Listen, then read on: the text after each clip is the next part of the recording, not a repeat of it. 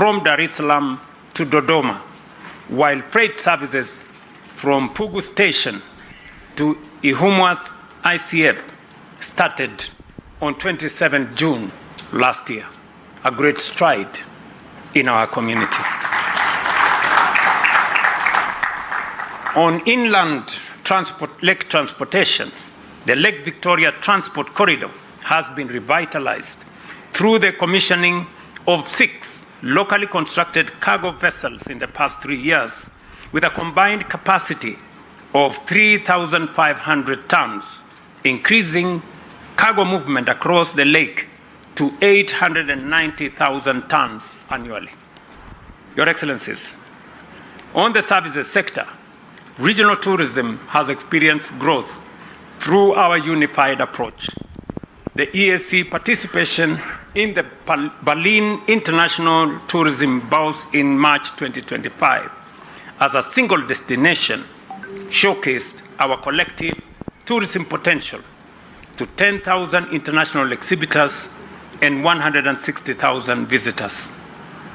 In terms of people-to-people and intergovernmental cooperation, 3 partner states, Kenya, Uganda, and Tanzania, successfully hosted the African Nations Championships, CHAN, registering very remarkable progress.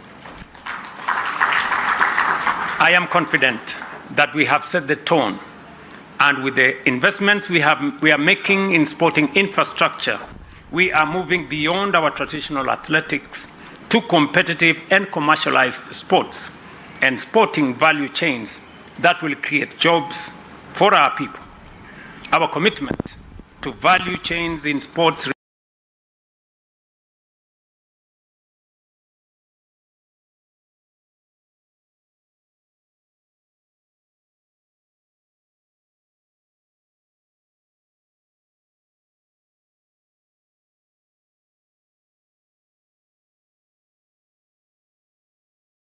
remain steadfast as we prepare again to join the EAC Act, which promotes an open, safe, and secure digital future for all of us.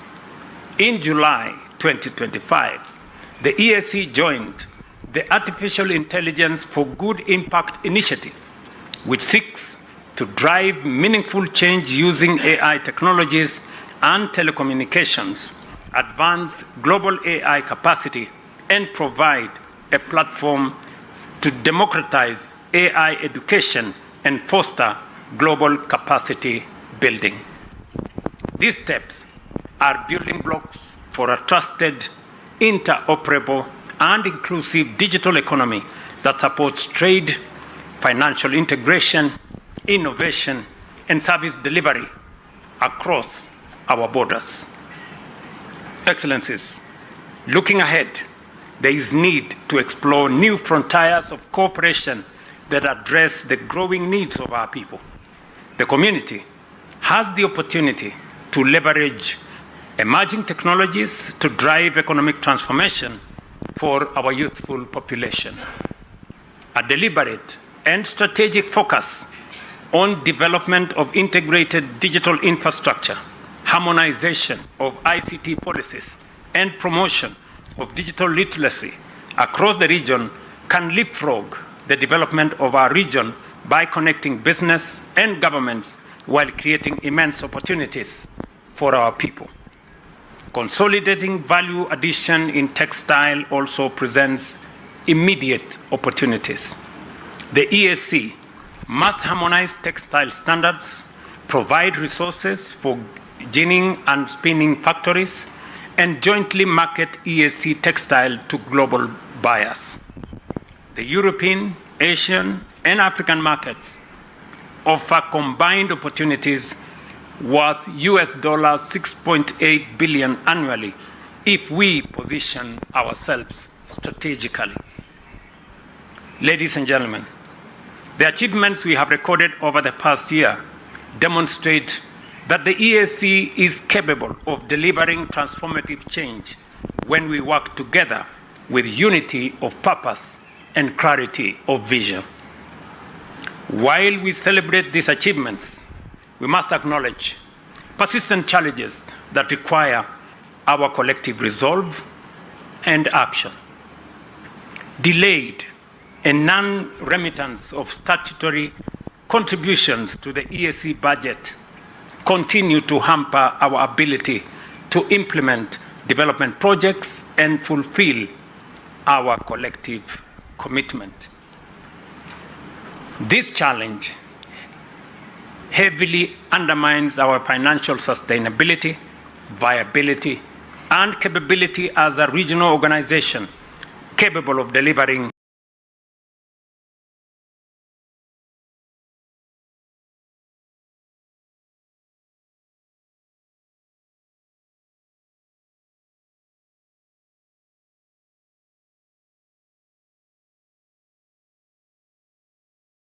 on our promises to our citizens.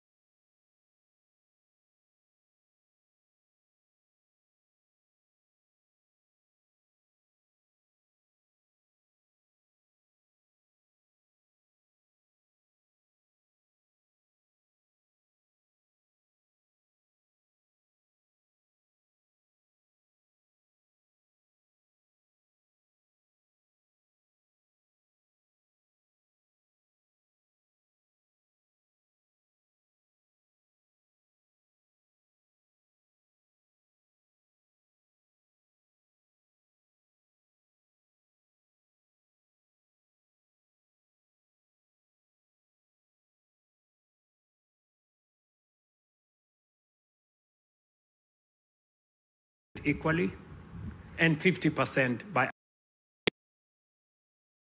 assessed 50% by assessed contribution. That way, countries that have bigger economies and benefit more from the community will pay more. And those that have smaller economies and does not benefit as much will pay equitably.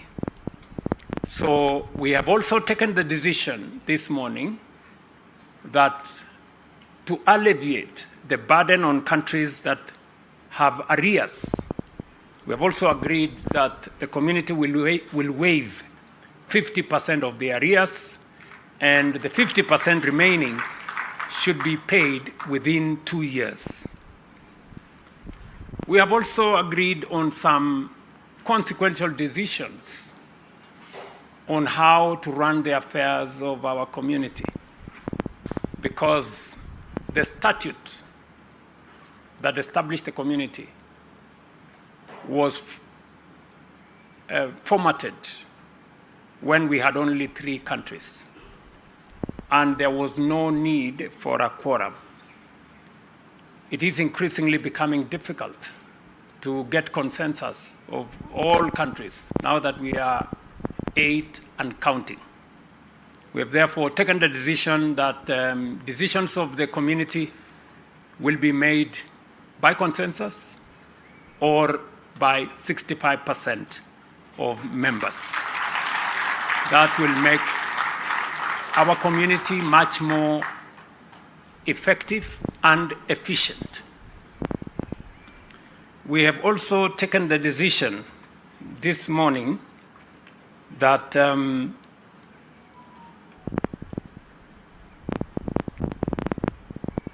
members of our East African Legislative Assembly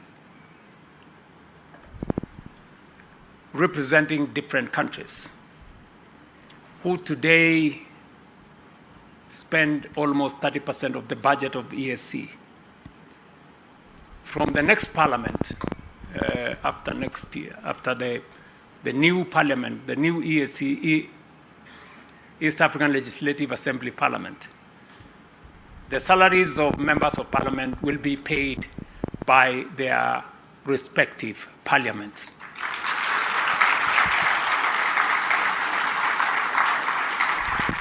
That will significantly reduce the burden on the East African community so that we can spend more resources in making sure that we have an effective East African community. Only allowances of members of parliament, therefore, will be paid by the EAC whenever they do their business. But salaries will be paid by their individual countries. We have also taken the decision, because I said that we have taken some very consequential decisions today, that the 5 senior positions in EAC, Secretary General, Speaker, President of the Court, and the 2 Deputy Secretary Generals, countries nominating individuals to these positions must have ratified the treaty, must have done all the requirements of the treaty, so that we can look into the future and make sure that the political will to belong and to be part of this community is registered by all member states. And finally, we have also taken the decision that the salaries of our employees as the East African community have not been reviewed for the last, we are told, since 2006.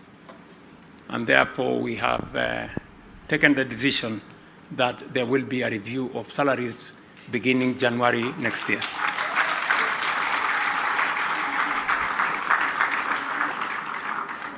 And we have given one assignment. The issues we have mentioned here are not subject to any other discussion by any other person.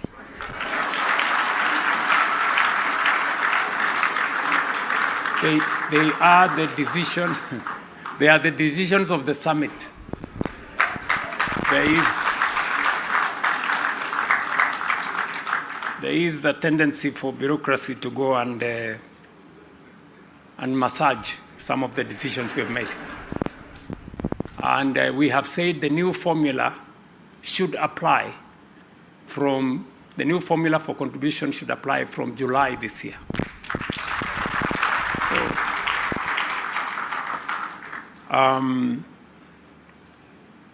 We have given one assignment to our Council of Ministers. Now that the contribution structure has been made fairer and easier for countries to attain their obligations, going into the future, we need to agree on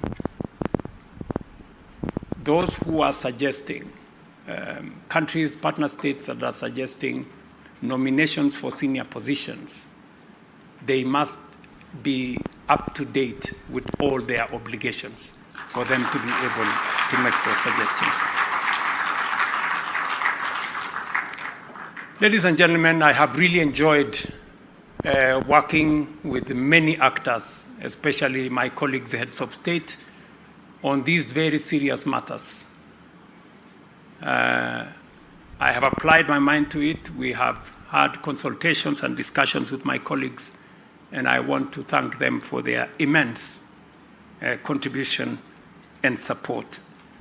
As I hand over the chairmanship of the EAC Summit, I take this opportunity to register my sincere appreciation to all members of the Summit of the EAC Heads of State for the goodwill and cooperation extended to me and to the Republic of Kenya since 30th November 2024, when I assumed the position as chair of the EAC. I also wish to commend the Council of Ministers for their dedication and excellent work that they have done to further the integration of our region. I also express my appreciation to the staff of the community for the role they continue to play in steering the EAC to greater heights. In particular, I congratulate the Secretary General, Veronica Nduva, for successfully steering and realigning the community over the 20 months that she has been in charge. In the same vein, I wish to congratulate the newly appointed Secretary General, who will be named shortly, as you take up the mantle. We are counting on you to build on the efforts of your predecessors and take the community to the next level. Finally, I wish the incoming chair great success as they steer the community towards the realization of our common vision of a prosperous East African region. I thank you.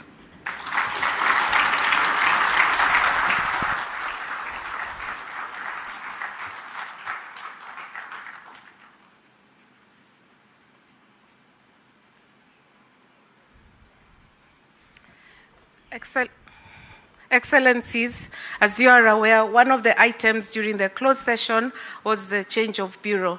I now invite the outgoing chair to announce the incoming chair. Your Excellencies, invited guests, all protocols observed, Article 12.2 of the treaty provides that the office of the chairperson is held in rotation for a year. During the closed session of the summit, the heads of state have decided that the Republic of Uganda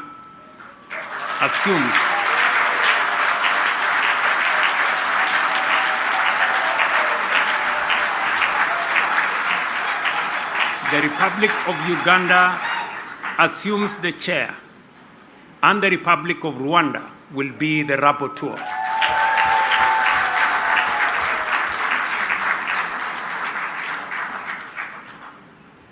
Do I need to know? Okay.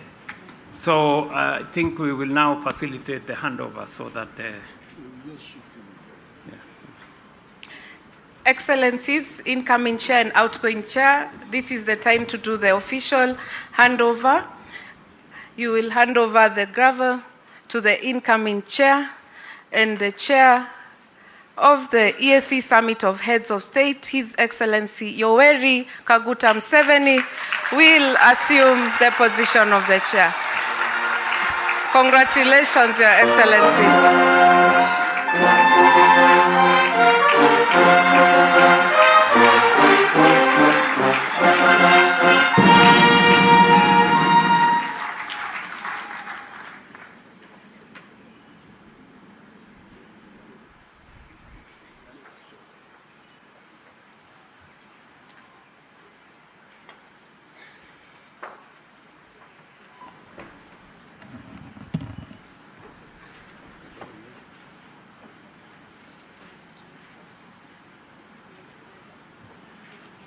I now call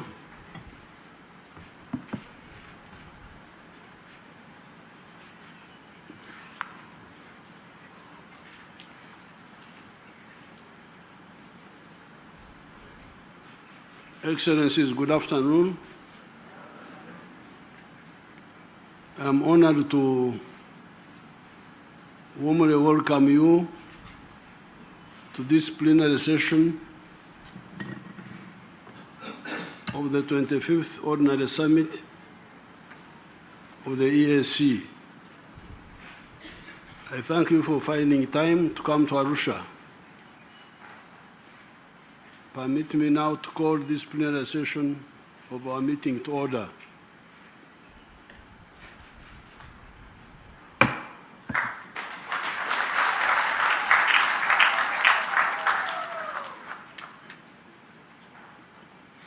Secretary General, please confirm that all members of the summit are here or represented. Thank you, Honorable Chair.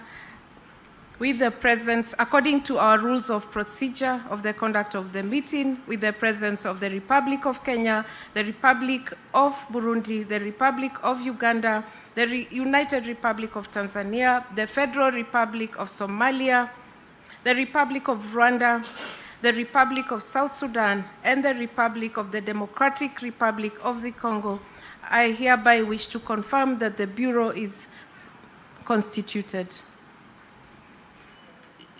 Excellencies, The provisional agenda was circulated before the meeting. Are there any objections to the adoption of the agenda?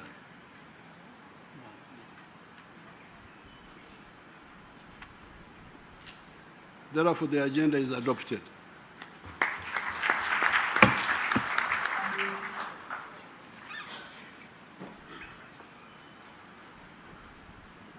Before we commence the substantive business, I would like to thank Her Excellency Mama Samia Suluhu Hassan for the hospitality extended to all delegations since we arrived in Arusha. Tunamshukuru Mama Samia.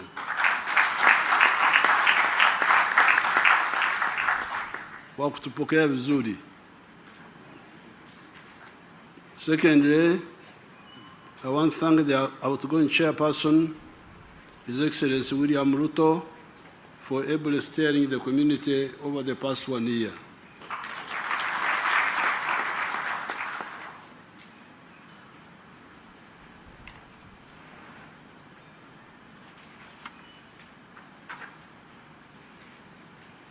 Excellencies, I now invite the chairperson of the East African Council of Ministers to present to the summit the report of the Council of Ministers.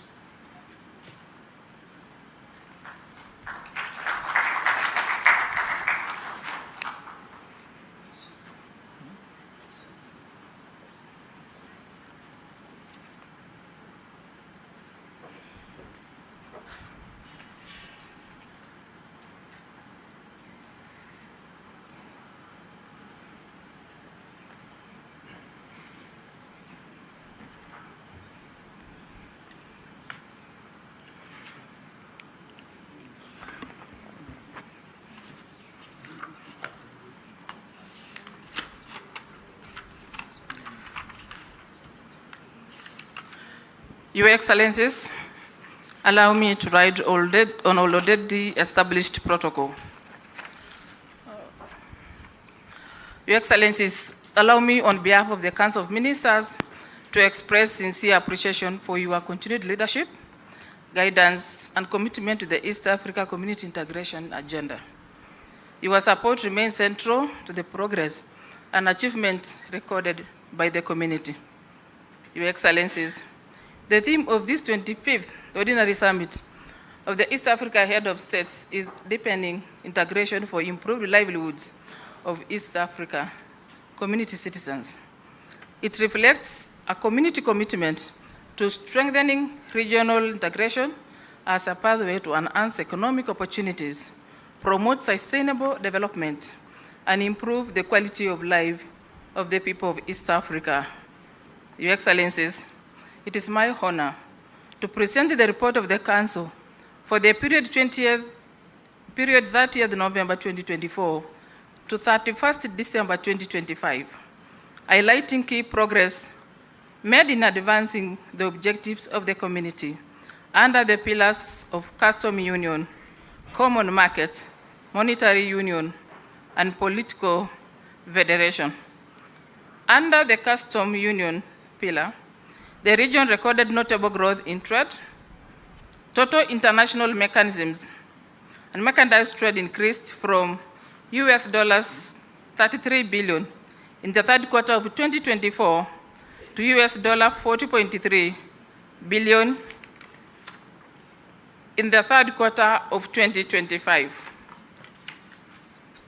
representing a growth of 21.9%.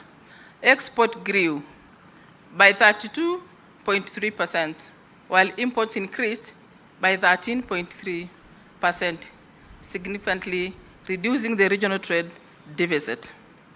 Intra-EAC trade also expanded by 15%, increasing from the $4.2 billion to $4.8 billion during the same period, reflecting a continued efforts by the partner states to promote regional trade. Trade with the rest of Africa also increased, accounting for 32.2% of the community total trade during the same under review.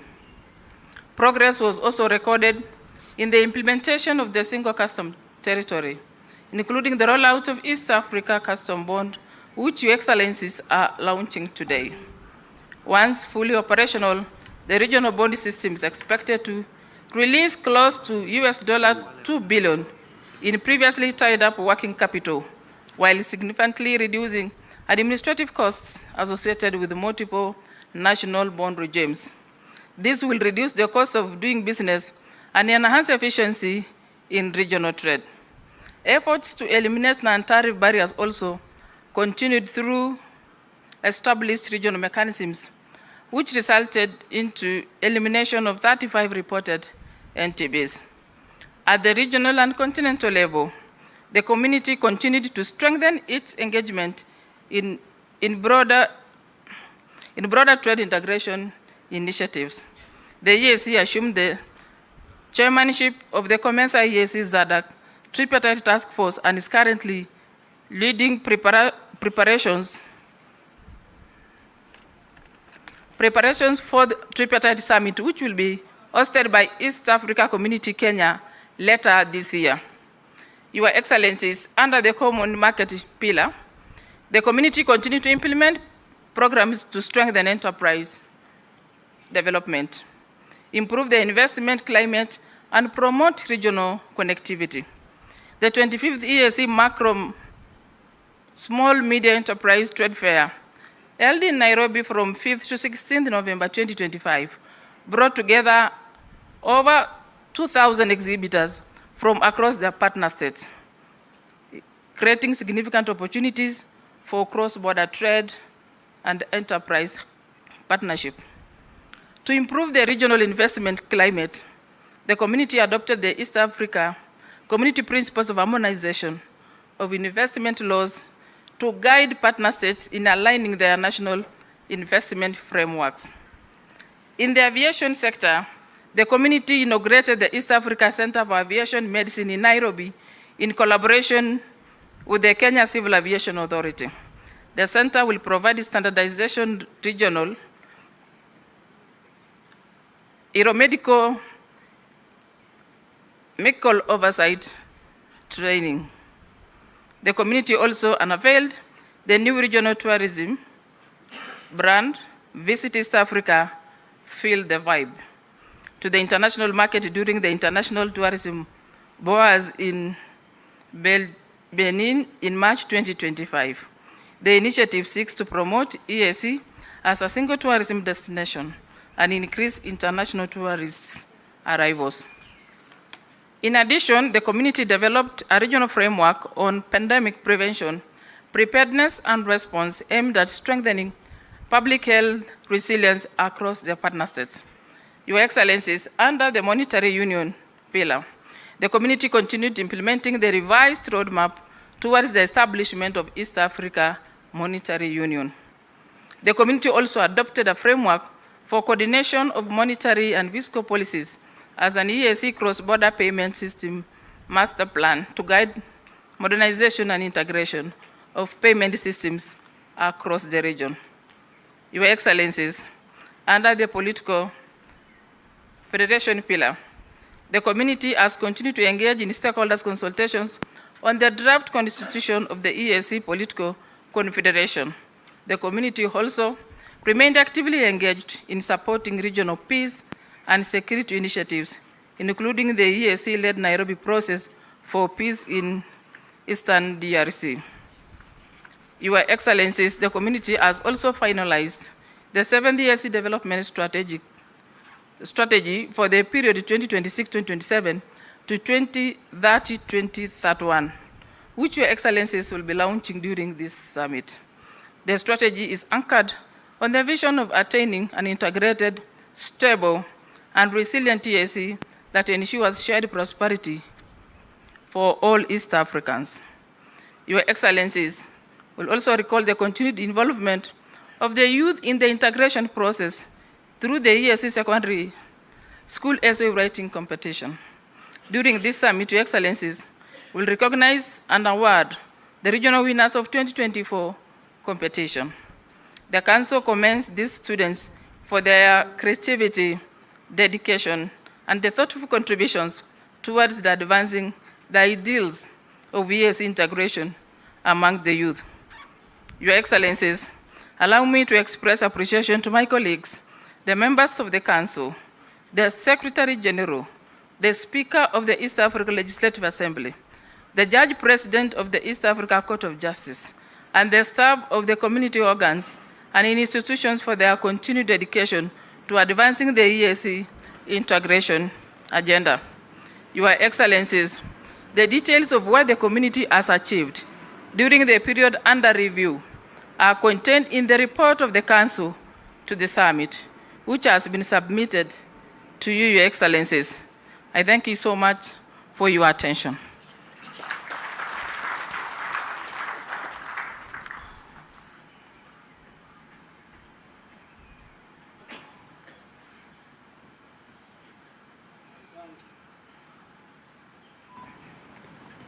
I thank the Minister for her statement.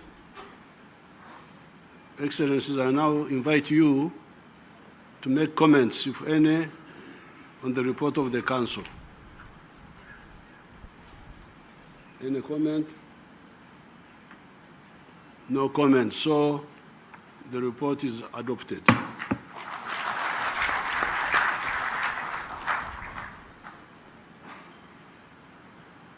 I will now make my statement.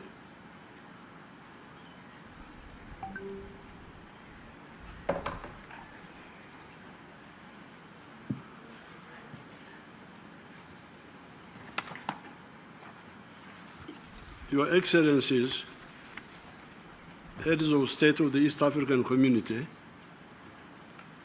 the delegation leaders, the Secretary General, members of the diplomatic corps, ladies and gentlemen,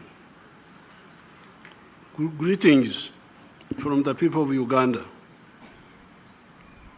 Thanks for electing me to chair the East African Community Authority for the next 1 year.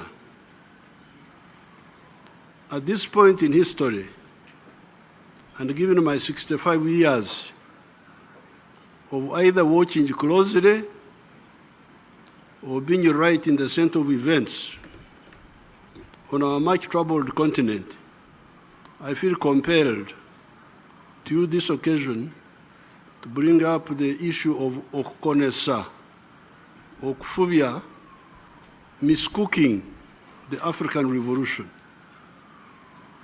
Okukonesa, kufubya in our languages of the lakes, is a process where the food is not properly or consistently cooked by not applying the necessary heat for the necessary duration, and it ends up being undercooked. Kukona, kufuba. I don't know how they say it in Swahili. You'll give me the Swahili word. The food does not kusya. Kusya is our word there, meaning kuiva. Chakula haiwivi vizuri. The food does not get properly cooked. It becomes emkone.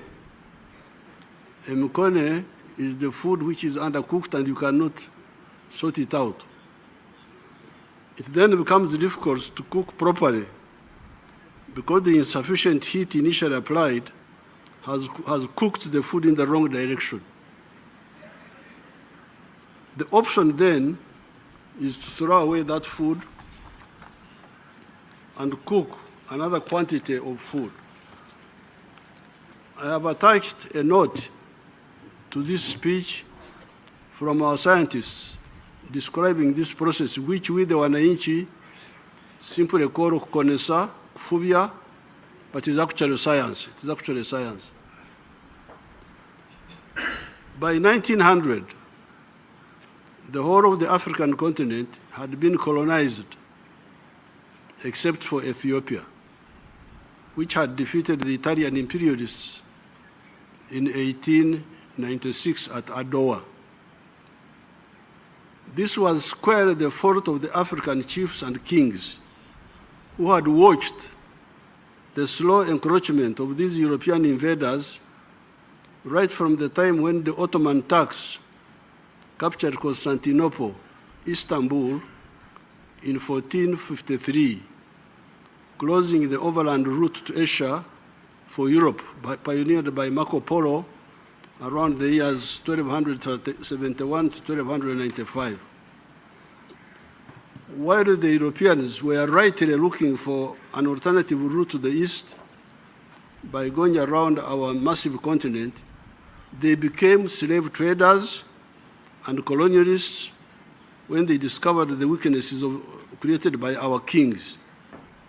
Our kings were oppressing the people, fighting one another instead of cooperating, failed to adopt new scientific knowledge, e.g. gunpowder. The Europeans invented gunpowder when our kings were here just running around with spears.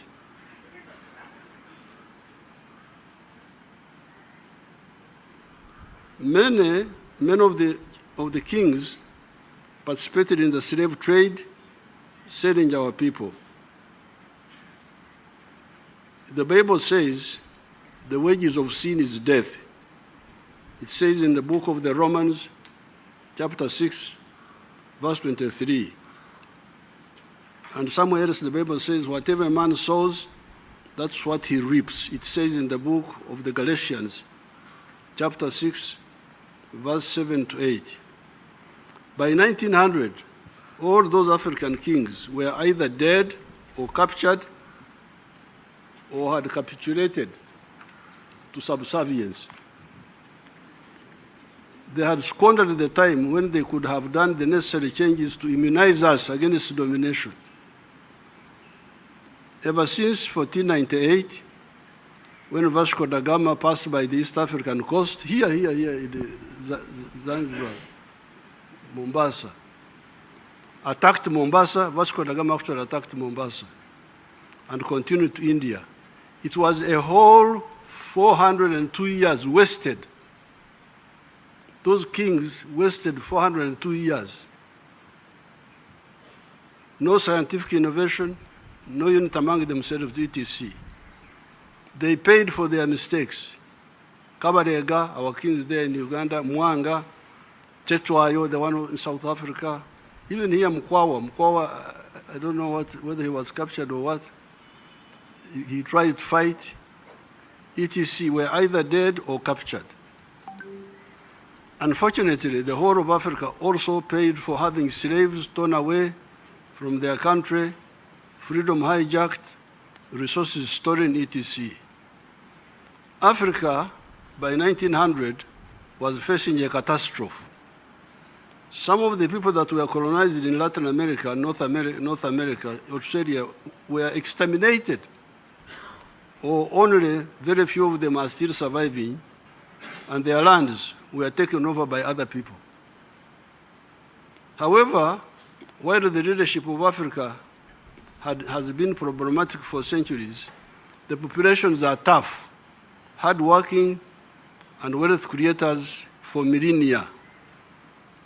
Unlike the American Indians or Aboriginal Australians, we died during the colonial aggression, but did not perish.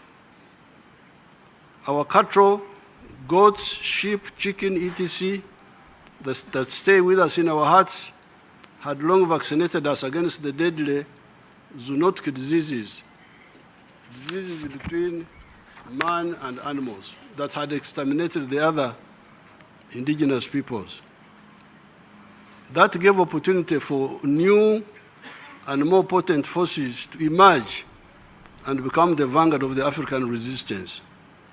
Who were these who resisted? There were two clusters initially. The African-American Pan-Africanists in the persons of W.B. Du Bois, Marcus Garvey, Pademore, etc., and the African National Congress of South Africa that was founded in 1912. The Historical Commission now for the Black race and the other colonized peoples was liberation against imperialists through the worldwide anti-colonial movement. In the case of Africa, the historical missions were liberation, ukombozi, uhuru, modernization, creation of prosperity, and provision of strategic security against all threats.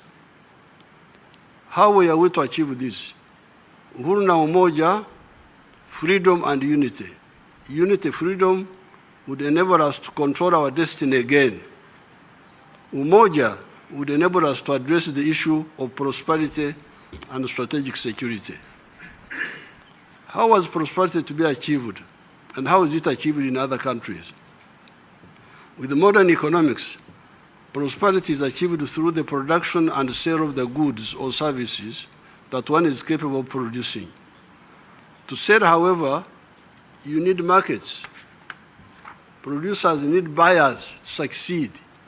Producers need buyers to succeed. The more buyers you have, the more prosperous you become.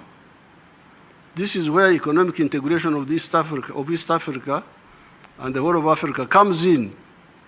If we do not work on this seriously and without wasting time, we betray our people. We connoisseur the African Revolution, miscooking it. The next question is the issue of strategic security against all possible threats. If we do not understand that, we again betray Africa. Strategic security can only come, in my view, from political integration. Why? Political integration through the creation of the regional federations where possible rationalizes the geography of the defended zone so that we are able to be present in the four spheres of the universe. Four spheres of the universe: land defenses, air defenses, defenses at sea, the navy, and defenses in space. Apart from rationalizing the geography of the defended area, you need necessary muscle, size of land, natural resources, and population. As we speak today, only 4 countries have been to the moon. These are the USA, China, Russia, and India. There are a number of highly developed countries, but they have not been able to land on the moon. They are still here with us also.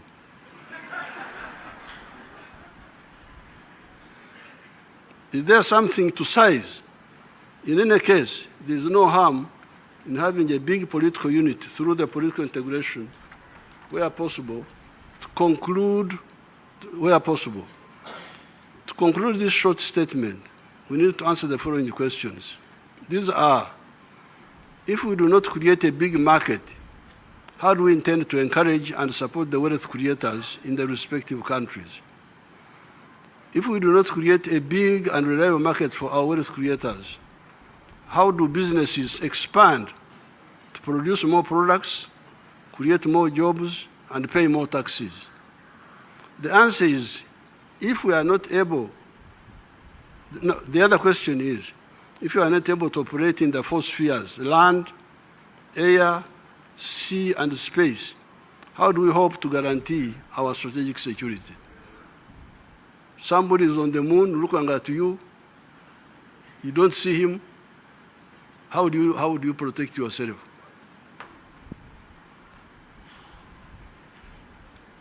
The ancient area of Africa, East Africa, given the potential to unite all our people around Swahili language, has the capacity to create prosperity and also ensure the strategic security of the black race.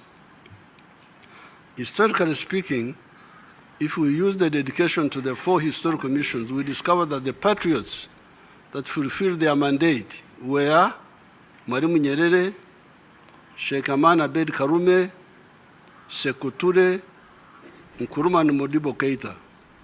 Of these efforts, it's only Tanzania that has sustained the success of economic and political integration. We must salute Tanzania. They are a shining example. Even the struggle for Uhuru liberation was not easy because we had collaborators. However, mainly because of the combination of the African resistance, ANC of South Africa, the Mau Mau in Kenya, etc., the global anti-colonial movement in Asia and Latin America, the emergence of the socialist camp following the victories of the communists in Russia and China and the imperialists weakening themselves with their inter-imperious wars of 1914, 1918, 1939, 1945. By 1963, a total of 36 countries had got independence in Africa. There was, however, another 20 or so where the imperialists were determined not to surrender. These were Mozambique, Zimbabwe, Angola, Namibia, etc. Some of the countries were on the road to independence, e.g. Kenya and Zambia, but not the others. Little Portugal was saying that Mozambique, Angola, Guinea-Bissau, etc. were not colonies, but overseas provinces of Portugal. In quotes, imagine, Little Portugal was saying that Mozambique is an overseas province of Portugal. And that the black Africans can become black Portuguese assimilados by forgetting their culture.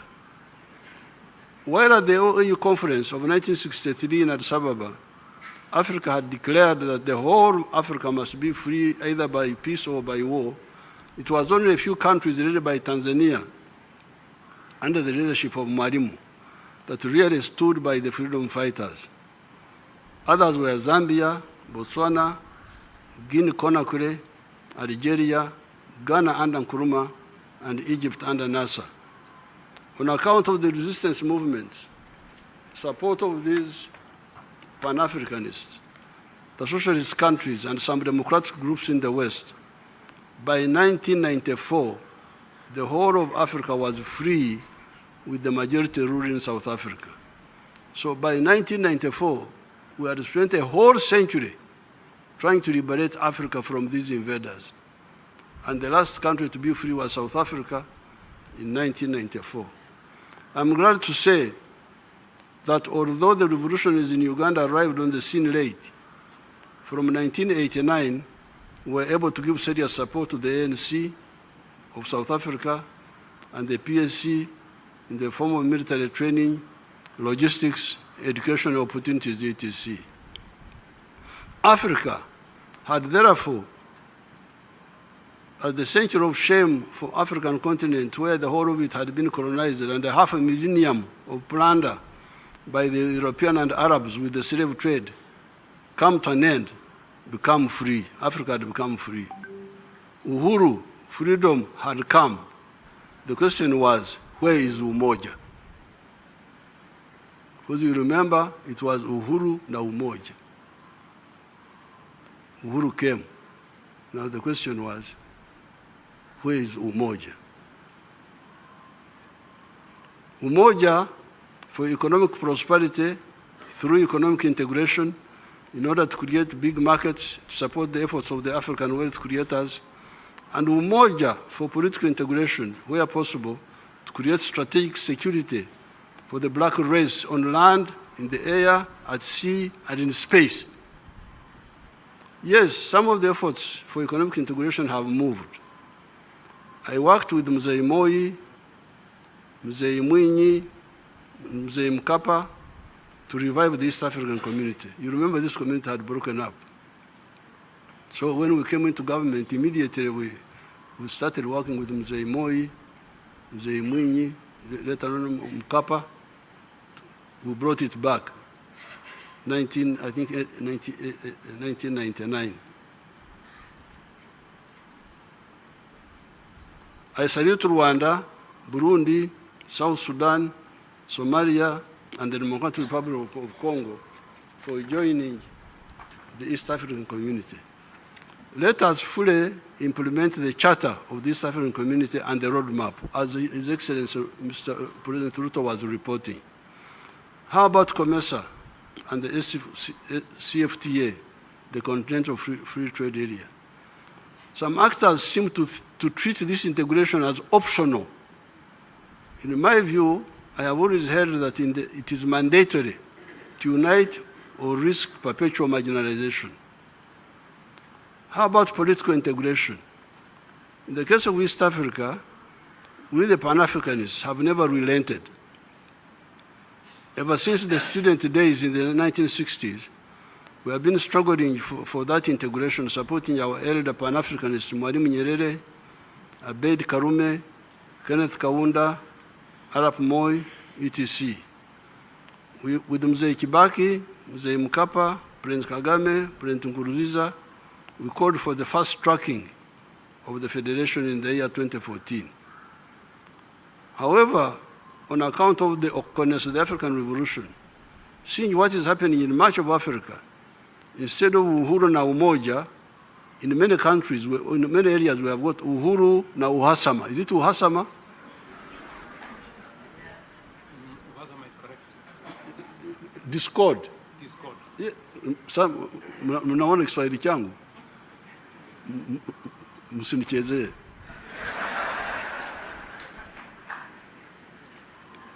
So instead of uhuru na umoja, we have uhuru na uhasama, freedom and discord.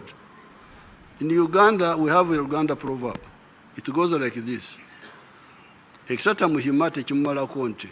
In English, it means that if a muhima, one of the tribes in Uganda, does not die, even if he loses cattle, on account of his dedication to cattle keeping, he will do everything possible to get new cattle.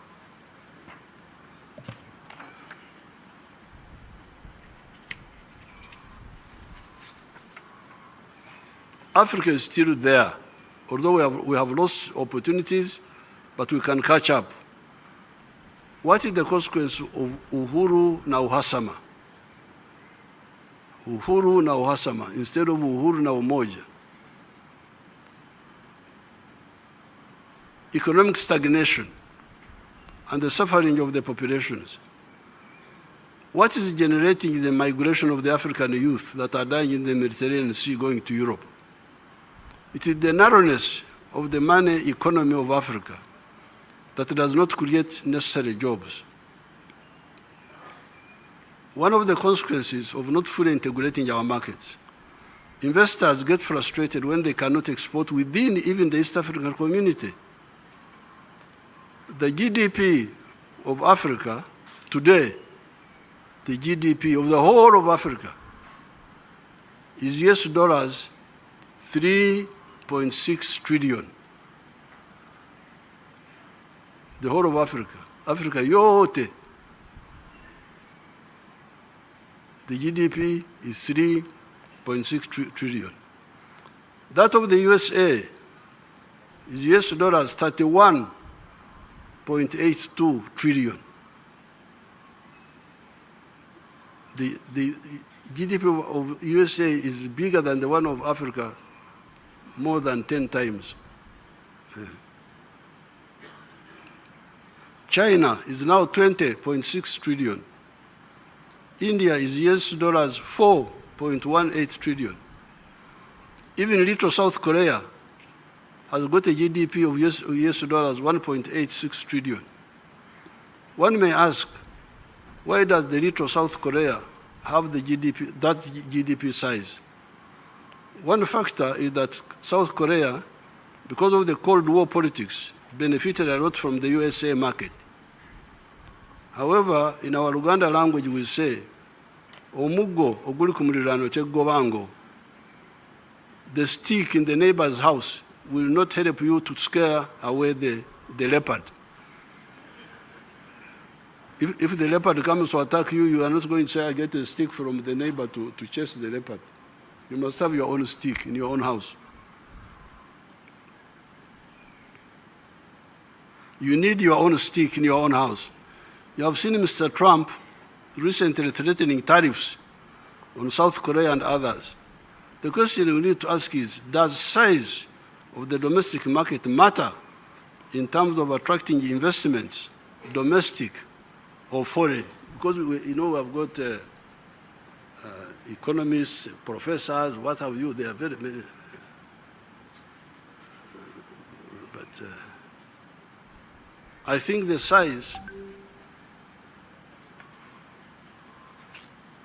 of the market matters. The size of your market matters. Why? China opened up its economy in 1978, when many of the African countries were already under the pastoralism of the World Bank and the IMF were already investing, implementing structural adjustment, you know, all those things, etc. The Chinese are still communists. Chinese are communists. Yesterday, today, tomorrow. Yet the economy has attracted US dollars 2.7 trillion from outside since 1978. While the whole of Africa has attracted US dollars 1.8 trillion. The GDP of China in 1978 was US dollars 149 billion. 149 billion, that's what it was in 1978, the GDP of China. It is now US dollars 20.6 trillion. India opened up in the year 1991. Since that time, it has attracted US dollars 1.2 trillion in foreign investments. By that time, the GDP of India was US dollars 270 billion, small. India's GDP is now US dollars 4.18 trillion. The three richest countries in the world today are all big countries, big land mass and big population. While we look for foreign markets, the reliable core market is the internal one. It is guaranteed. The richest countries are the USA, China, and India. I appeal to the youth of East Africa, to go back to uhuru na umoja. Recently, I met some Gen Z from Kenya. They came to Uganda, that they are experts in organizing riots.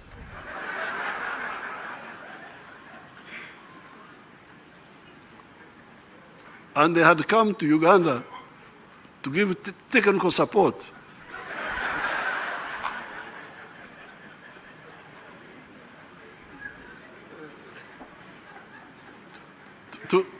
to the Ugandan Gen Z, how to riot. But some among the Ugandans said, but you people, why don't we go and see this old man? So these children came. The ones from Uganda and from Kenya, they came. Said, we are experts in riots. I said, okay, I can join you. But what are we rioting for? They said corruption, what? I said, okay, but even if there was no corruption, if you don't address the issues of structure, if you have got a small market, even if there is no corruption, how will the economy expand? So I said, why don't you go and talk about East African issues? So I told His Excellency, I am here with your Gen Z. So I gave them some transport and they went back.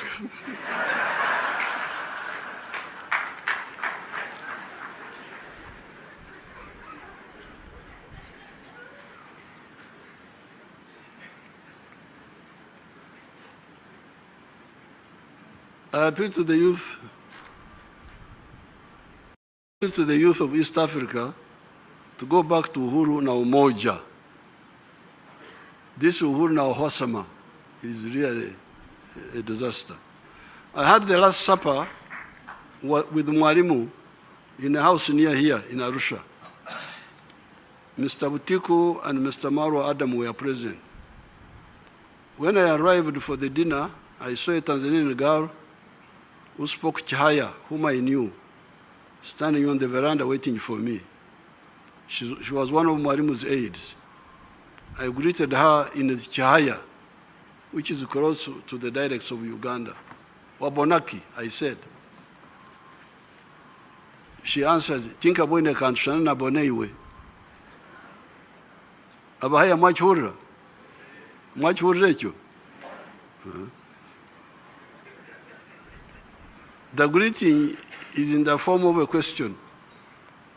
The question is, what have you seen? The answer is, I have seen nothing special except you now.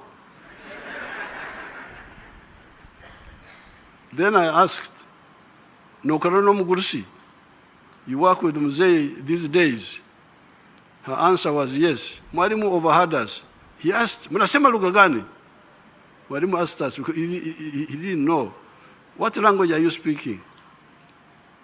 I explained to Mwalimu that all the dialects up to Mwanza are close to Runyankore, my dialect. I was surprised Mwalimu did not know that. Even the Kisukuma, Chinyamwezi, and other dialects in Tanzania, Rwanda, Burundi, Kenya, DRC, are close to the dialects of Uganda. Swahili contains a lot of words from the dialects of Bara kule kwetu, huko ndani, inland Africa. What God has put together, man shall not put asunder. It says in the book of Mark, chapter 10, verse 9. During that Last Supper with Mwalimu, here in Arusha, I was discussing with him the very issues I'm telling you now. God bless you.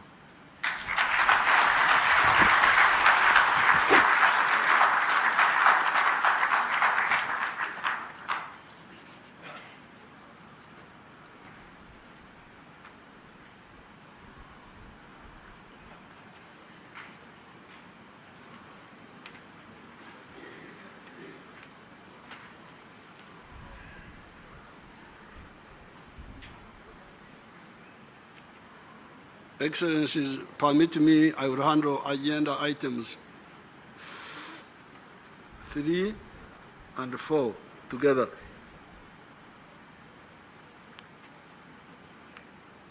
Excellencies, you record that during our closed session, the heads of state appointed a Secretary General for the East African Community and the judges of the Court of Justice. We now proceed to witness the swearing in of the appointed persons.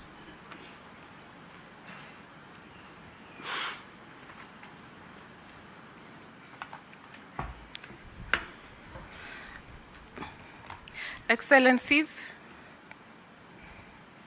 I will now proceed to introduce the new Secretary General to the plenary that has been appointed by the summit, and I will request the Registrar of the Court to prepare for the swearing-in of the Secretary General and the judges appointed.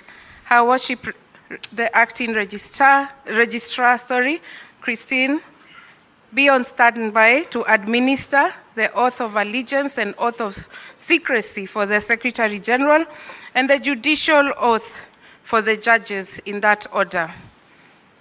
Excellencies,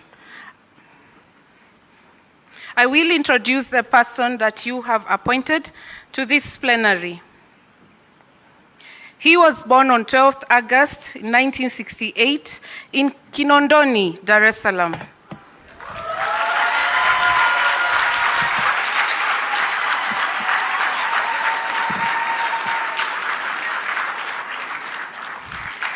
He is an East African of Tanzanian origin and is a holder of a master's degree in economic policy management from Makerere University and a bachelor degree of arts in economics from the University of Dar es Salaam. He defines himself as highly motivated, conscientious, and committed civil servant with 28 years' experience in civil service.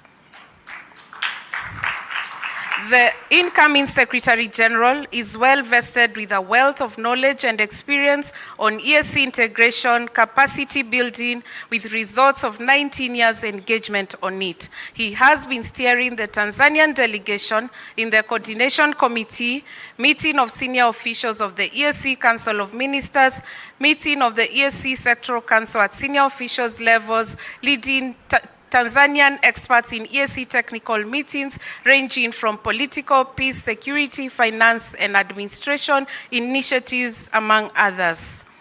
During his 19 years of engagement in EAC activities, he has actively participated in negotiations of various legal and policy instruments as team member or leader of Tanzania delegation. At national level, he coordinates public and private sectors institutions, participating in EAC meetings, as well as implementation of Summit Council sectoral decisions and directives in Tanzania. He boasts of his financial and human resource management skills and management team leader, director, and accounting officer, where at the ministry, clean audit certificates have been received for consecutive last 4 years. With your permission, Excellencies, allow me to ask Ambassador Stephen Patrick Mbundi to stand up.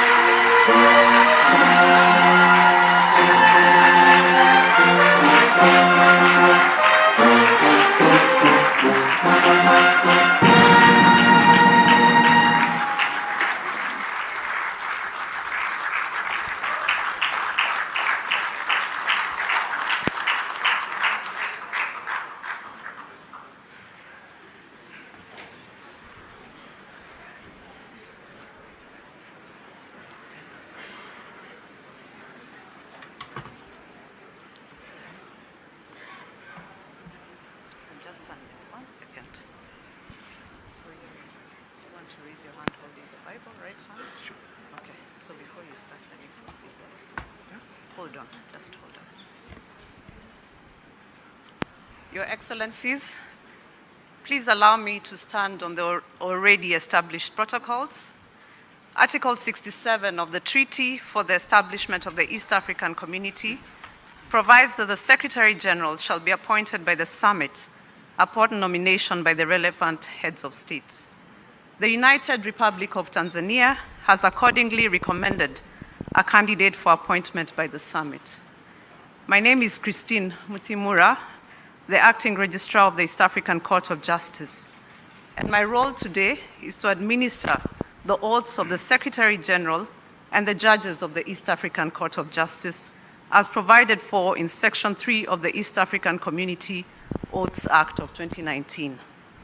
Your Excellencies, the Secretary General and the judges shall take 2 oaths, the oath of allegiance and the oath of secrecy. The oaths are pledged by them to bear true allegiance to the East African community and to truly serve the community without fear or favor as Secretary General and as judges of the East African community. Allow me now, Your Excellencies, to proceed with the administering of the oaths of the incoming Secretary General from the United Republic of Tanzania, Mr. Stephen Patrick Mbundi.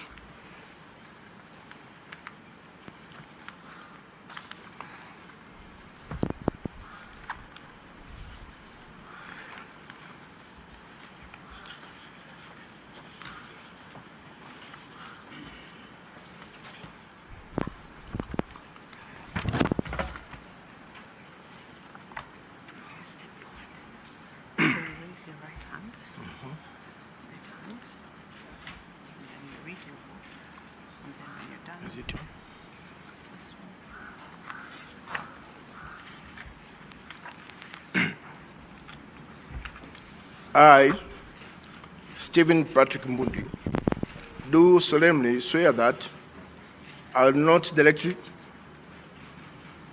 or indirectly communicate or reveal any matter to any person which shall be brought under my consideration or shall come to my knowledge during the discharge of my duties, except as may be required for the discharge of my official duties or as may be specifically permitted by the Summit of Heads of State and the Council of Ministers.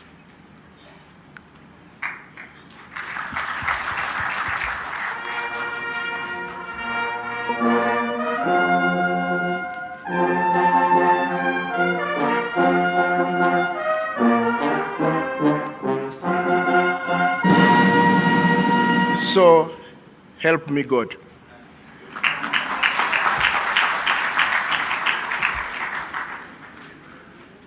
I, Stephen Patrick Mbundi, having been appointed Secretary General of the East African Community, do solemnly swear that to exercise loyalty, discretion, and conscience in the performance of the function entrusted to me in accordance with the provision of the treaty for the establishment of East African Community, and regulate my conduct with the interests of the community, and not to seek or accept instruction in regard to the performance of my duties from any partner states or other authority external to the community. So help me God.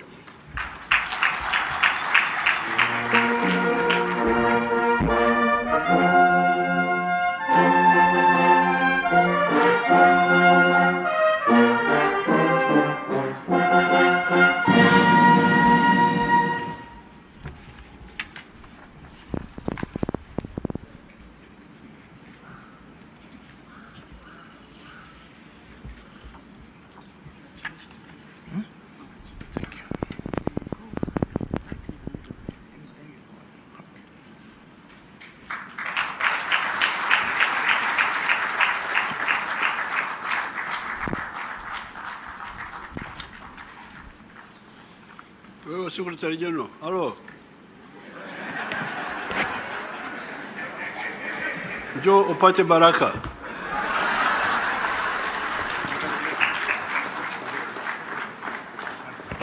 Usomea Makele.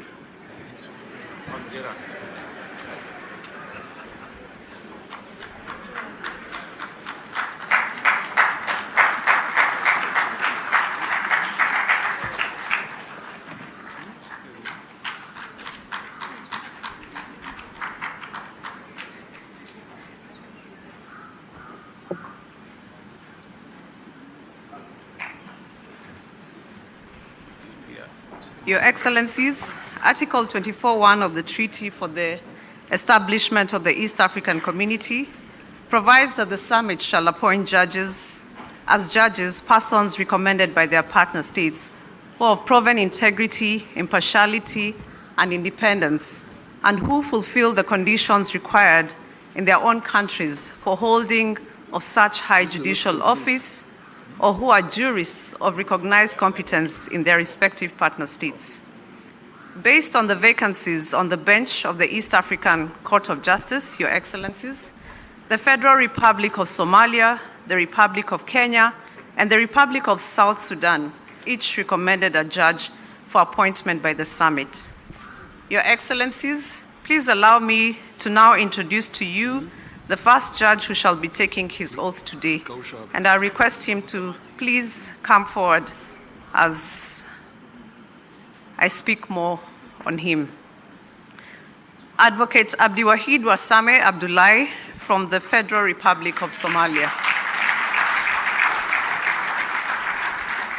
Your Excellencies, Advocate Abdiwahid is a Somali national who, until recently, was serving as a case reviewer in the prosecution division of the Columbus City Attorney's Office. He's a holder of various qualifications, including a Master of Laws in Comparative and Constitutional Law from Ohio State University. He's a seasoned lawyer, having served in different capacities, including as a state prosecutor for the Banadiri Regional Court in Somalia and as a legal counselor at the Prosecution Resource Unit of the Columbus City Attorney's Office. Your Excellencies, Advocate Abdiwahid has had a long and flourishing career. To mention all the positions that he has held would not be in the interest of your time. May I now invite Advocate Abdiwahid Wasame Abdullahi to step forward and take his oath as judge of the First Instance Division of the East African Court of Justice.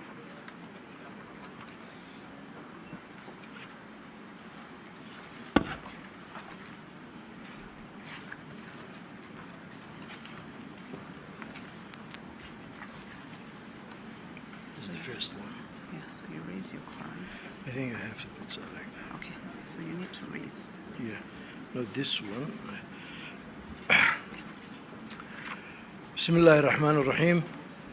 I, Abdiwahid Abdullahi Warsame, do solemnly swear that I will well and truly serve the East African community in the office of Judge of the East African Court of Justice, that I will do justice in accordance with the Treaty for the establishment of the East African Community as by law established in accordance with the laws and customs of the East African Community without fear or favor, affection or ill will. So help me God.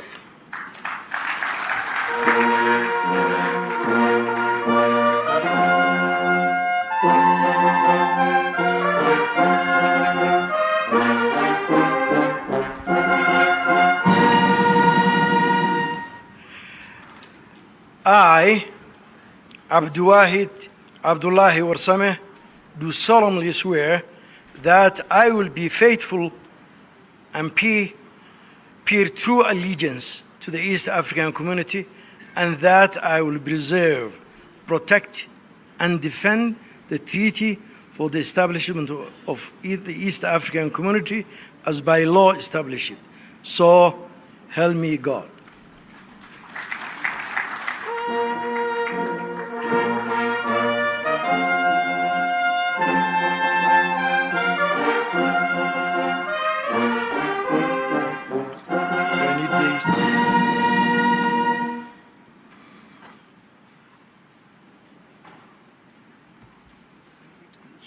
I have to shake the president, okay?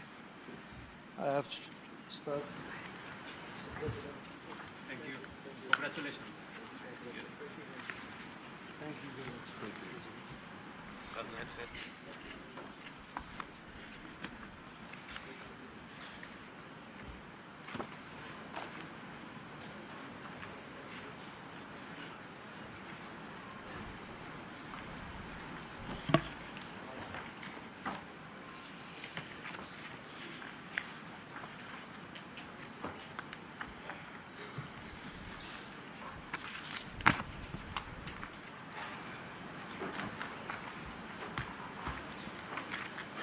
Your Excellencies, allow me to now introduce to you the second judge who shall be taking her oath today, the Honorable Anne Atieno Amadi, CBS, from the Republic of Kenya.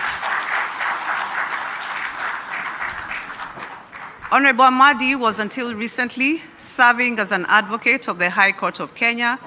She's a holder of various qualifications, including a Master of Criminal Justice from Boston University.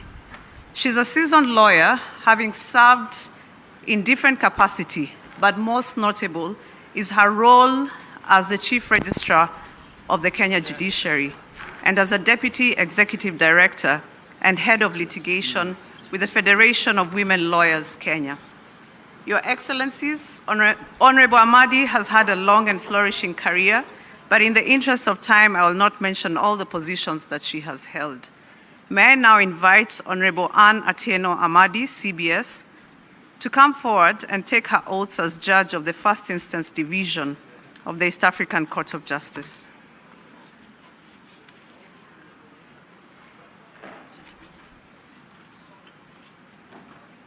Yes, front is so small. It's okay.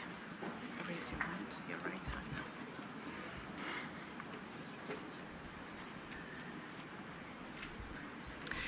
I, Anne Atieno Amadi, do solemnly swear that I'll be faithful and bear true allegiance to the East African community, and that I will preserve, protect, and defend the treaty for the establishment of the East African community as by law established. So help me God.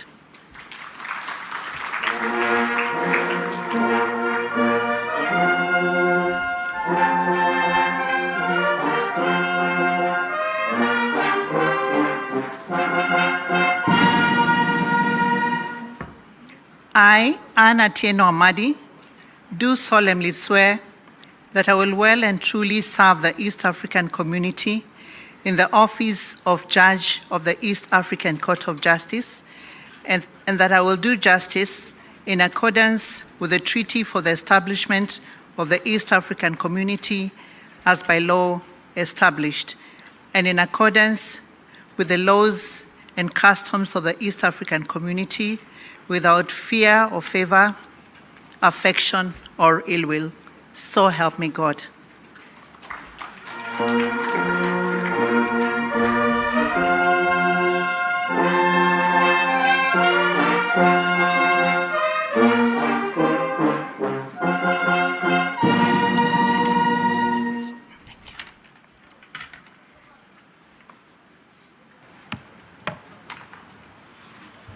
Congratulations, madam. My very best wishes.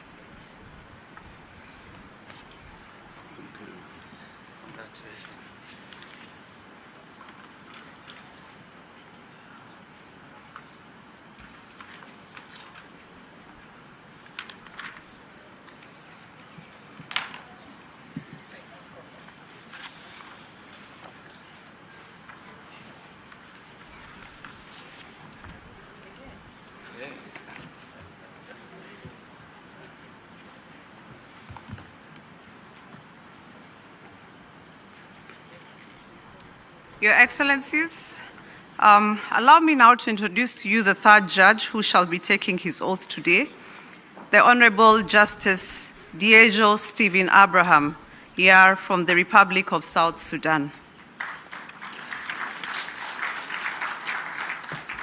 Honorable Justice Diego was until recently serving as a High Court judge of the Judiciary of South Sudan. He's a holder of various qualifications, including a Bachelor of Laws degree from the Al Nilain University in Khartoum. He's a seasoned judge, having served in different capacities, including as a first-grade judge of the County Court of the Judiciary of South Sudan, and as a third-grade district judge in the Judiciary of the Sudan. Your Excellencies, Justice Diego has had a long and flourishing career. To mention all the positions that he has held would not be in the interest of your time.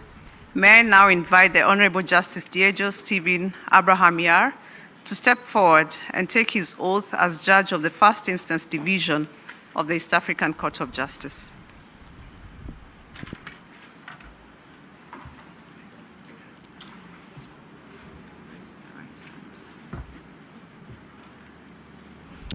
I, Diego Stephen Abraham, do solemnly swear that I will be faithful and bear true allegiance to East African community, and that I will preserve, protect, and defend the treaty for the establishment of the East African community as by law established. So help me God.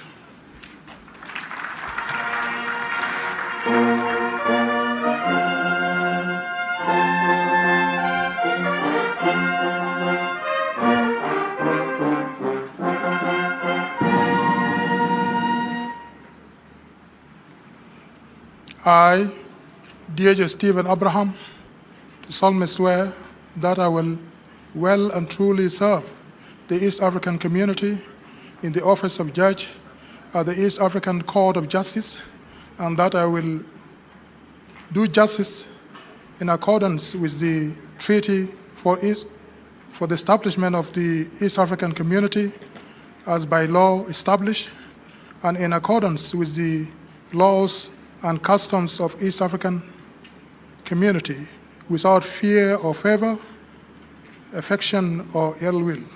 So help me God.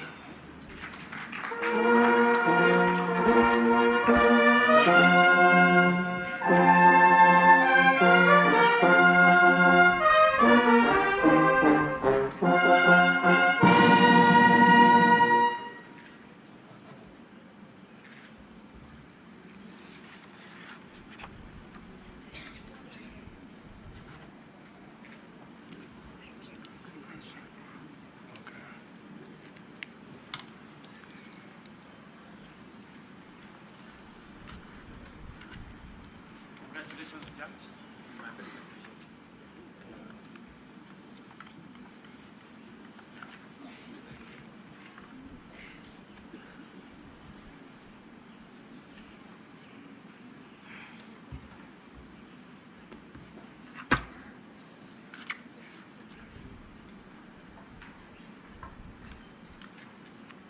Your Excellencies, my role today has concluded, and I wish to thank you all for your kind attention. Thank you.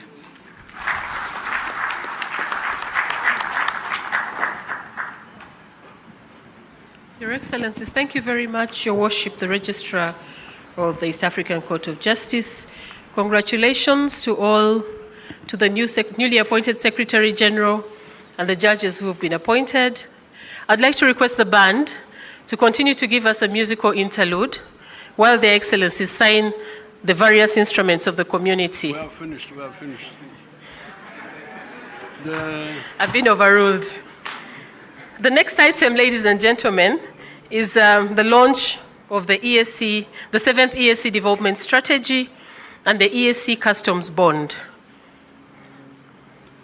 I now invite Your Excellencies to launch the 7th East African Community Development Strategy and the East African Customs Bond. How would we launch it? Declare. You can declare. We launch it.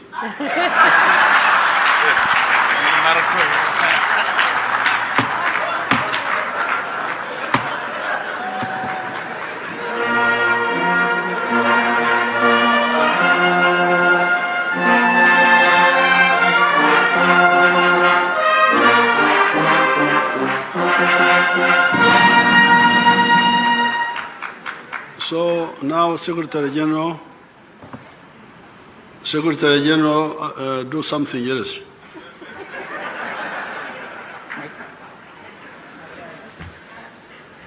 Thank you, Your Excellencies. We are just bringing up the dummy development strategy for your signatures.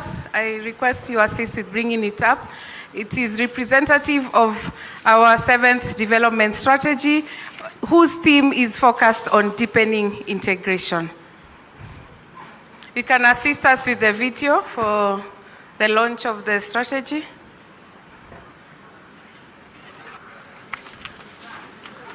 It's done, eh? Okay. Your Excellencies. Don't waste time. We have done it. We have finished. I now invite their Excellencies to make statements. There's a customs bond first. Where is it? It's the customs bond. We need to launch the customs bond. Where is it? Outside. It's on screen. Oh, okay. Just one moment. Where is the screen? What do we do? Thank you, Chair. We request for your indulgence for two things. For the launch of the East Africa Customs Bond, which is a big milestone as was outlined earlier. That one does require video, so kindly please let us pull it up. And then the students who have been awarded by their Excellencies for the essays, you'll be making your way here as the video is played. Do we have the video ready?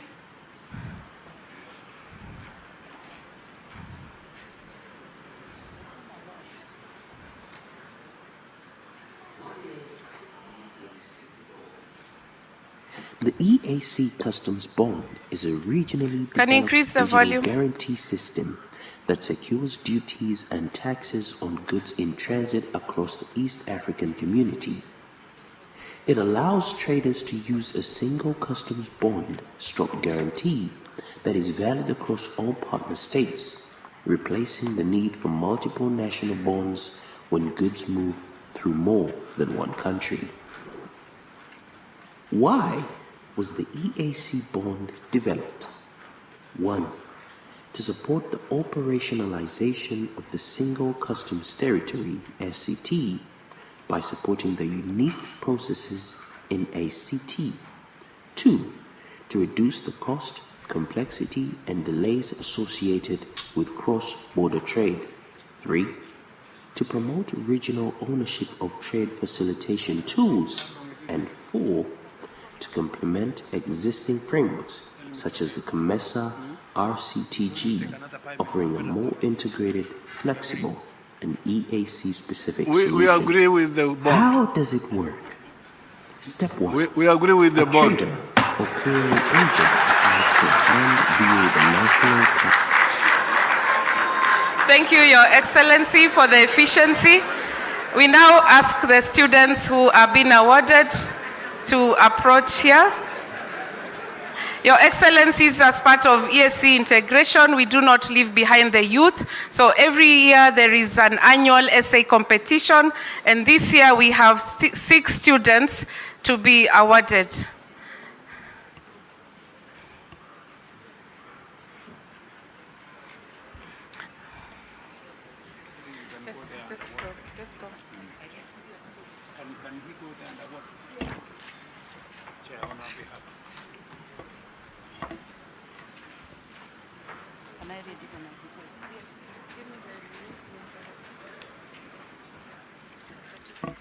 They are in order from 6th to the last.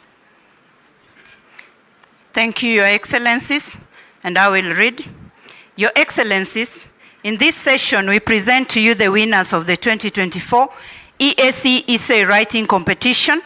The essay competition has been undertaken by the EAC annually since 2004, when it was introduced by the summit.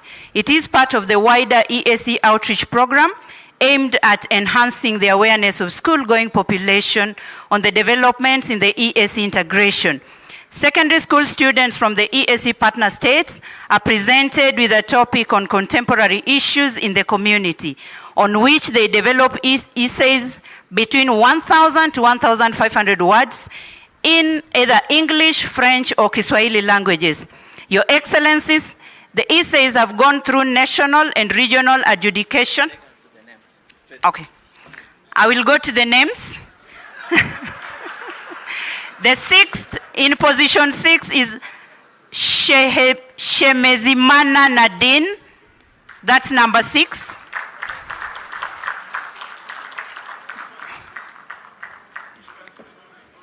That is from Republic of Burundi.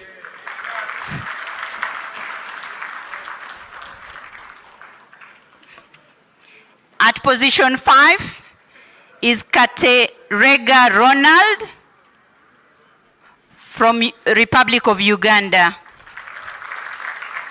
At position 4 is Blandina Kamili Kabalemesa from United Republic of Tanzania. At position 3 is Harriet Alon George from the Republic of South Sudan. At position 2 is Kingsley White Sifuna from the Republic of Kenya.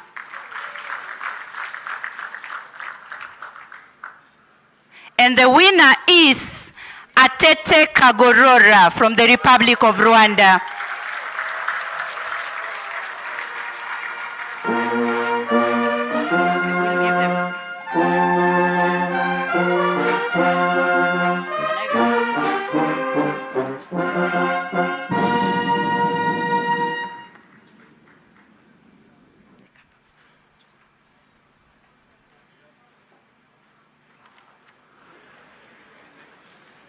We're done, Your Excellency. We're finished. Thank you very much, Your Excellency, the Chairperson. We have teachers who came with these students. If you're in the audience, please stand up for recognition and a round of applause to you. The teachers, please stand up. Kindly wave to us. Congratulations. The success of your students is your success as well. Thank you very much. Congratulations, SA Award winners of 2024. You can now take your seats. Thank you very much. Your Excellencies,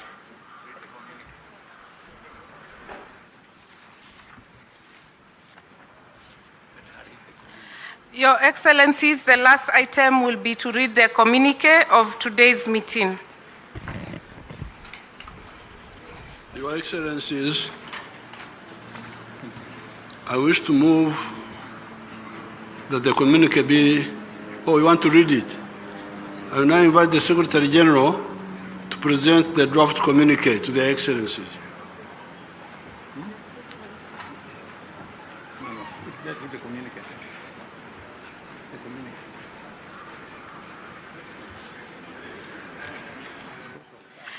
Their Excellencies have guided me that I read their communique before they do their statements. the East African Community Heads of State, Their Excellencies William Samoei Ruto, President of the Republic of Kenya, Evariste Ndayishimiye, President of the Republic of Burundi, Samia Suluhu Hassan, President of the United Republic of Tanzania, Yoweri Kaguta Museveni, President of the Republic of Uganda, Hassan Sheikh Mohamud, President of the Federal Republic of Somalia, Right Honorable Justine Nsengiyumva, Prime Minister of the Republic of Rwanda, representing His Excellency Paul Kagame, President of the Republic of Rwanda, Honorable Mande Semaya Kumba, Minister of Foreign Affairs and International Cooperation, representing His Excellency Salva Kiir Mayardit, President of the Republic of South Sudan, Honorable Floribert Anzuluni, Minister of Regional Integration, representing His Excellency Félix Antoine Tshisekedi Chilombo, President of the Democratic Republic of the Congo, held the 5th Ordinary Summit of the East African Community Heads of State on the 7th of March 2026 in Arusha, in the United Republic of Tanzania. The heads of state met in a warm and cordial atmosphere. The summit received a progress report on the implementation of the previous decisions relating to the EAC-led Nairobi process on the restoration of peace in Eastern Democratic Republic of the Congo, and took note of the progress made in restoring peace and stability in East Republic of Congo, the peace and security situation in Eastern DRC, and coordination of the process. C, called on all parties to the conflict to cease hostilities and observe immediate ceasefire while recommitting to peaceful resolution of their differences. D, urged the African Union to provide requisite financial and logistical resources to the AU-led mediation process on Eastern DRC to ensure expeditious and sustainable engagement of the process till conclusion. E, took note of the efforts of His Excellency Yoweri Kaguta Museveni, President of the Republic of Uganda, under the International Conference of the Great Lakes region, and agreed that all initiatives and recommendations arising under the ICGLR should be channeled through the African Union. Number 3, received the report of the Council of Ministers for the period 30th November 2024 to 31st December 2025 and commended the Council for the progress made in implementing the programs and projects of the community, and A, vacated their decision of the 23rd meeting of the summit adopting a sustainable financing of the East African community on 65% equal contribution and 35% assessed contributions financing formula, and adopted a new financing formula for the community of 50% equal partner contribution and 50% assessed contributions, and directed the partner states to implement the formula with effect from 1st July 2026 without fail and without further consultations by the Council of Ministers. B, decided to waive as a one-off 50% of all arrears due to all partner states due to the prevailing circumstances in all partner states, on the condition that the 50% is paid within 2 years from 7th of March 2026.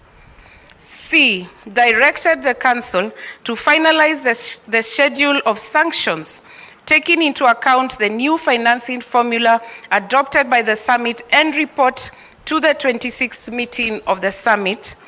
D, directed the partner states and the Council to resolve all outstanding reported non-tariff barriers to trade within the community by 30th June 2026, directed the Council to conclude the Joint Action Plan on Strengthening Trade Relations arising from the meeting of EAC organs and institutions, partner states, private sector of partner states and their governing bodies or associations and report to the 26th meeting of the summit.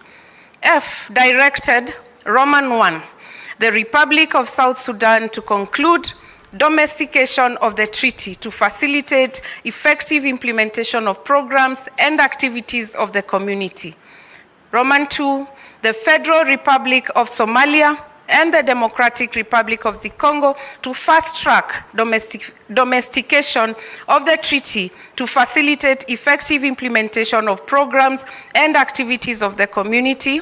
Roman 3, the Council to conclude negotiations on the roadmap for integration of the Democratic Republic of the Congo into the community before 30th June 2026.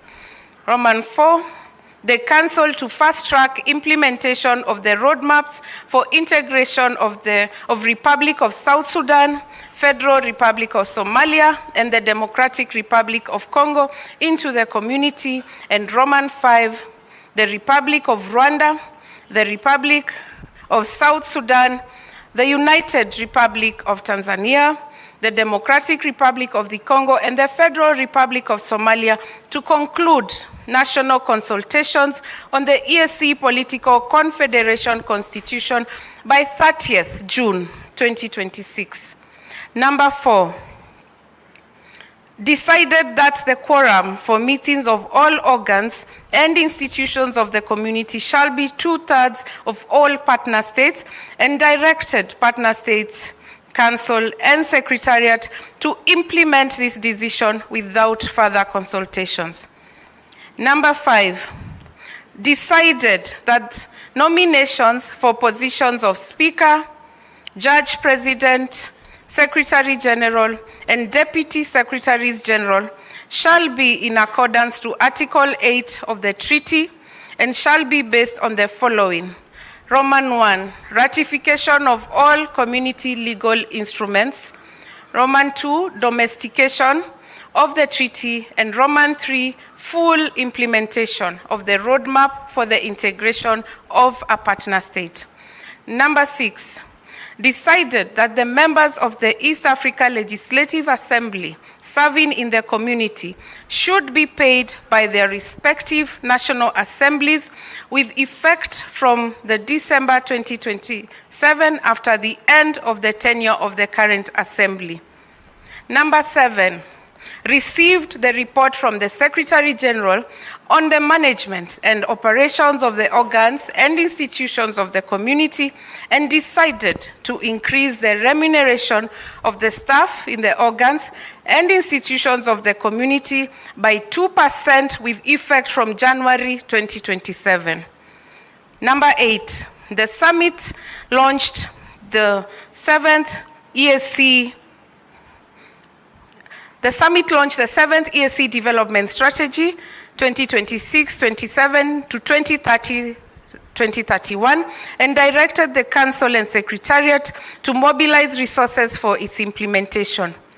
Number 9, the summit launched the EAC Customs Bond and directed the Council and partner states to roll out the EAC Customs Bond to facilitate trade.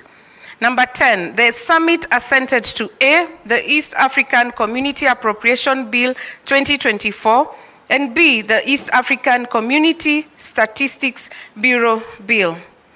Number 11, the summit thanked Honorable Veronica Mweninduva for her dedicated service rendered to the community and wished her well in her future endeavors. Number 12, the summit appointed Ambassador Stephen Patrick Bundi from the United Republic of Tanzania as the new Secretary General of the community for a 5-year non-renewable term with effect from 25th April 2026. The summit, number 13, renewed the appointment of Honorable Andrea Arik Malueth as Deputy Secretary General Infrastructure, Productive, Social and Political Sectors with effect from 17th June 2026, and Ms. Annette Mtawe Semwemba as Deputy Secretary General, Customs, Trade and Monetary Affairs with effect from 1st August 2026. The summit appointed Justice Jejo Stephen Abraham, Mr. Abdiwahid Warsame Abdullahi and Honorable Anne Atieno Amadi as judges to the First Instance Division of the East African Court of Justice with effect from 7th March 2026. Number 15, the heads of state congratulated and awarded certificates to the winners of the 2024 ESC Secondary Schools essay competition and commended them for their keen interest in the ESC integration process. Number 16, the summit commended His Excellency Dr. William Samoei Ruto, CGH, President of the Republic of Kenya, for his exemplary leadership during his tenure as the chairperson of the summit. Number 17, the summit decided that the Republic of Uganda will be the chairperson of the community, while the Republic of Rwanda will be the rapporteur. And finally, number 18, the heads of state thanked Her Excellency Samia Suluhu Hassan and extended their gratitude for the warm and cordial hospitality accorded to them and their delegations during their stay in the United Republic of Tanzania. Their Excellencies appended their signatures to this communique dated 7th March 2026, Arusha, United Republic of Tanzania. I submit. I thank the Secretary General for reading the communique, but before we adopt it, I want to invite their Excellencies to make statements, starting with our host.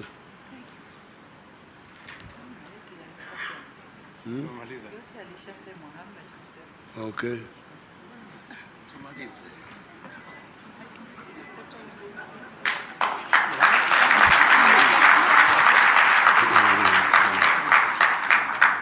So I now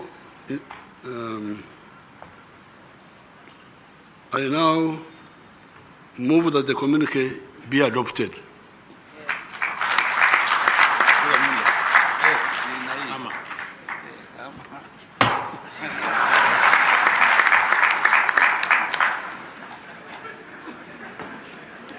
Your Excellencies, we have come to the close of the 25th meeting of the summit.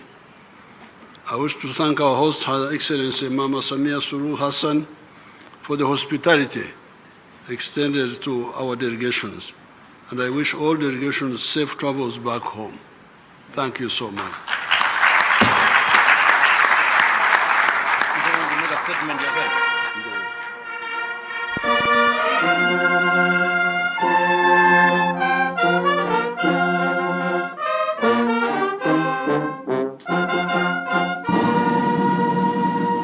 Thank you very much. May we have the anthems, please?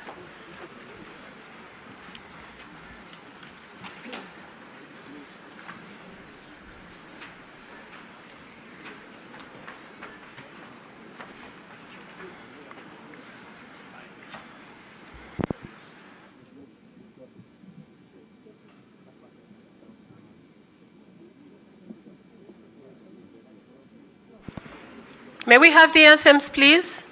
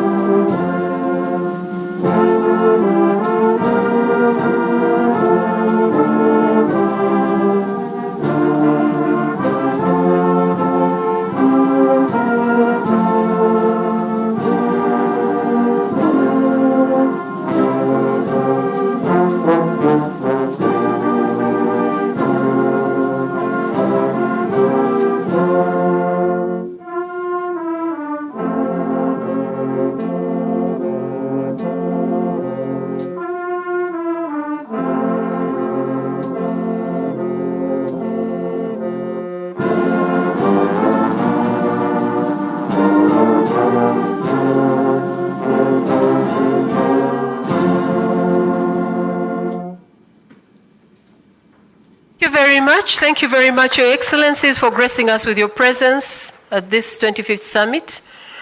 Thank you, honorable ministers, distinguished delegates, all protocol observed. We've come to the end of the event. We wish you journey masses back home. Thank you.